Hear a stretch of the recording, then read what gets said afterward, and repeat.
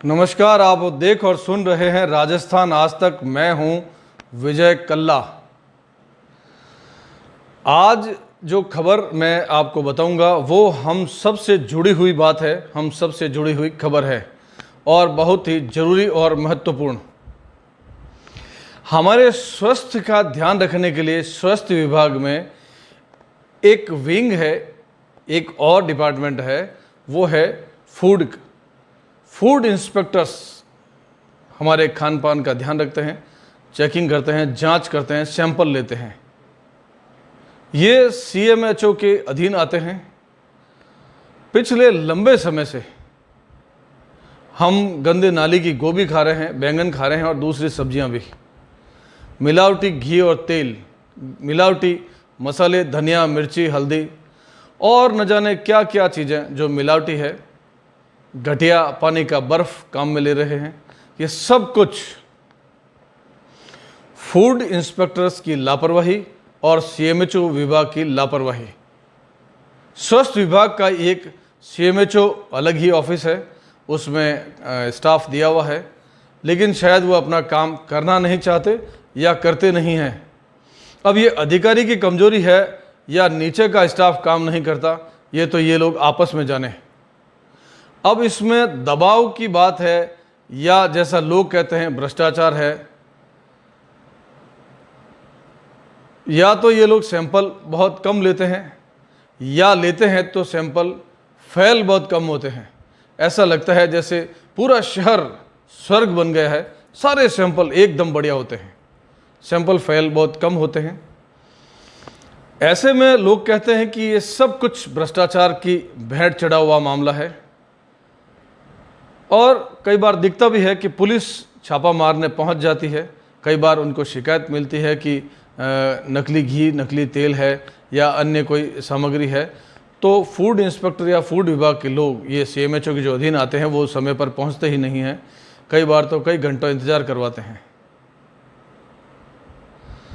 प्रभु, पूरा शहर आपके भरोसे है और घटिया चीज़ें खाने की वजह से हम कई रोगों से ग्रस्त हैं।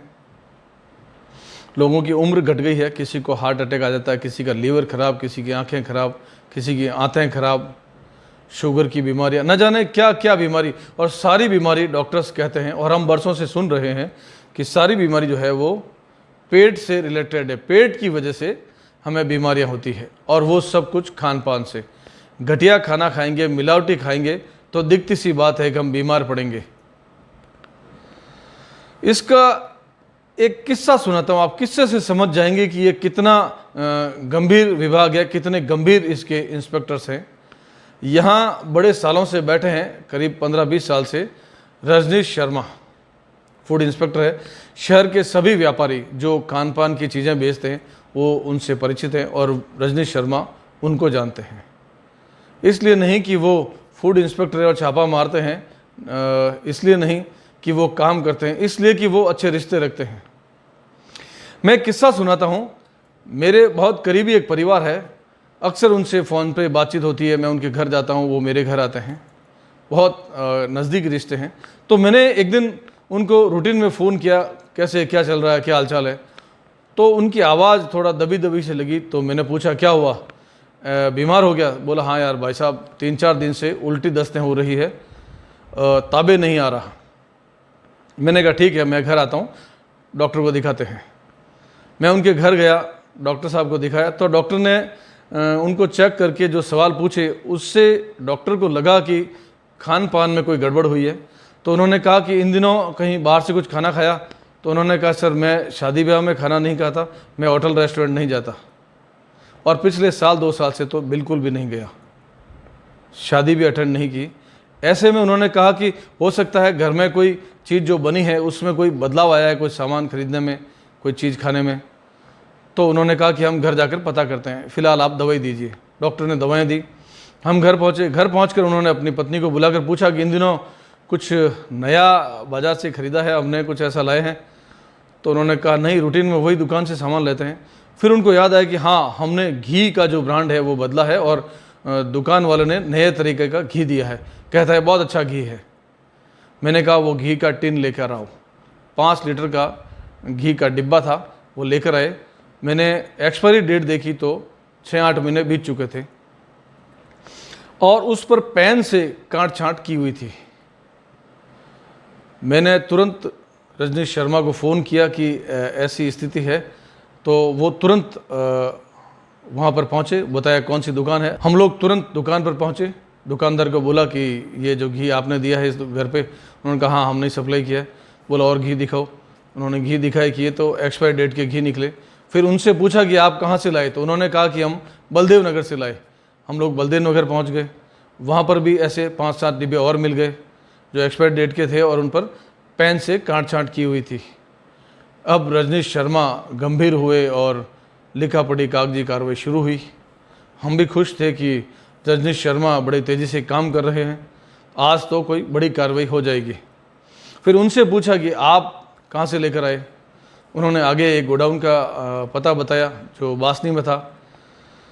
हम बासनी गए। इस दौरान मैंने उनसे कहा कि ये जो चीज़ें आपने सील की है इसको जब्त कर लें, तो उन्होंने कहा कि ऐसी कोई कार्रवाई नहीं होती, ये सामान यहीं रहेगा। तो मैंने कहा आप सैंपल ले लीजिए। बोला नहीं वो बाद में ले लूँगा, आप मुझ पर विश्वास रखिए। हमने विश्वास किया। वैसे मेरे जीवन का ये पहला अनुभव था कि किसी फूड इंस्पेक्टर के साथ जाकर ऐसी कार्यवाही देखी, ऐसी कार्रवाई करवाई। मैं आमतौर पर कभी घी तेल मंडी नहीं जाता, मसाला मंडी नहीं घूमता, मैं जाता ही नहीं हूँ, मेरी पत्रकारिता का तरीका नहीं है, तो मुझे इस बारे में जानकारी ज़रा कम थी, मैं अनाड़ी था इस मामले में। मुझे लगा कि ये घी तेल का ऐसा घपला है तो आज ही फांसी लग जाएगी इनको, पर वैसा कुछ था नहीं। उन्होंने उसके सैंपल भी नहीं लिए। उसके बाद हम बासनी गए, वहाँ 2-4 हज़ार डिब्बे पड़े थे, वहाँ भी डोंडा डांडी हुई। इस सारे भागदौड़ में रात की 1-1:30 बज गई। मैं इस बात से खुश था कि रजनीश शर्मा ने बहुत तेज़ी से कार्यवाही की और अब इनको सज़ा मिल जाएगी, पर सैंपल नहीं लिया, ये थोड़ा अजीब लगा। लेकिन उन्होंने कहा मुझ पर विश्वास रखो, मैं अच्छी कार्रवाई करवाऊँगा। मैंने कहा ठीक है भाई साहब, और हम लोग अपने अपने घर चले गए। 10-15 दिन बाद मैंने शर्मा से पूछा कि क्या कार्यवाही हुई, तो उन्होंने कहा समय ही नहीं मिला कल्ला साहब, मैं दिखवाता हूँ। महीने 20 दिन बाद फिर फ़ोन किया तो उन्होंने कहा समय ही नहीं मिला, समय ही नहीं मिला, समय ही नहीं मिला। तारीख पर तारीख होती रही और इस बीच ये समझ लीजिए कि 8-10 महीने हो चुके हैं।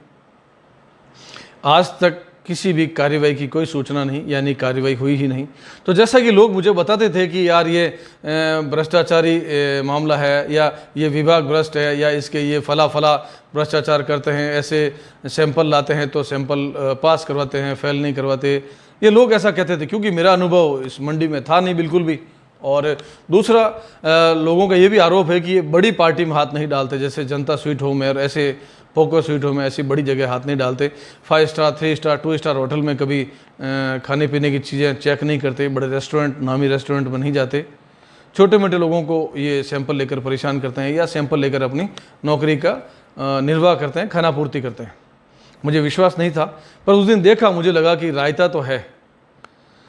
रजनीश शर्मा ने आज तक उस पर कोई कार्यवाही नहीं की। एक जगह मैंने कहा था कि धनिया में कीड़े पड़े हुए थे, मैं लेके आया था, तो मैंने वहाँ का पता दिया, उन्होंने कहा मैंने सैंपल ले लिए, आज तक कोई कार्यवाही नहीं हुई। इस बात से मुझे लगा कि जो लोग कहते हैं शायद कुछ सच्चाई तो है उसमें। इस दौरान अभी कल परसों ऐसी कोई बात चल रही थी कि फूड इंस्पेक्टर काम नहीं करते। 4-5 फूड इंस्पेक्टर और हैं, शायद एक तो रेवत सिंह है, एक कोई महिला है, एक सुरेश माली है। मैं बहुत ज़्यादा तो इस विभाग के बारे में नहीं जानता, क्योंकि मैं इंटरेस्ट नहीं लेता हूँ इसलिए। पर जितना भी 2-4 लोगों से पूछा, उन्होंने जो नाम बताए वो ये थे, और कुछ अखबारों में हम पढ़ते रहते हैं। तो मुझे अभी जानकारी मिली कि कुछ दिनों पहले ही बताया मुझे कि रजनीश शर्मा लंबे समय बीमार रहे, उनके 2 स्टंट लगे हैं हार्ट में और पेट का भी ऑपरेशन करवाया है। तो मुझे बड़ा दुख हुआ, क्योंकि जोधपुर के निवासी हैं, 3-4 बार मैं उनसे मिला हूँ, व्यवहार से यूँ ठीक ठाक ही लगे थे।